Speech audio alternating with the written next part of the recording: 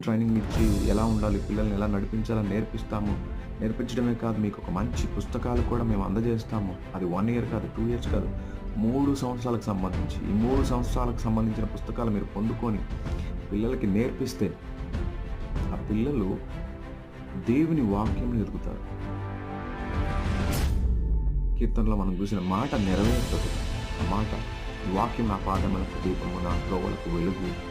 ఆ వెలుగైన మాటలను మనం వారికి నేర్పించినప్పుడు మత్తయి సువార్త 5వ అధ్యాయం 14వ వచనం, యేసుక్రీస్తు వారు కొండ మీద ప్రసంగంలో పలికిన మాట నెరవేరుతది. "మీరు లోకానికి వెలుగై ఉన్నారు, వెలుగుగా ఉంటారు." లేకపోతే మనం చూస్తున్నాం కదా, చాలకట బెంగాల్లో జరిగింది. ఒక డాక్టర్‌ని ఎంతోమంది సామూహికంగా రేప్ చేశారు, చంపేశారు. భయంకరమైన పరిస్థితులు జరుగుతుంది. ఆ ఆ వ్యక్తి ఎవరైతే ఉన్నాడో, ఆ రేప్ చేసిన వ్యక్తి, రేప్ చేయడానికి కారణం ఏంటని మనం రూట్ కాజ్ వెతికితే మాత్రం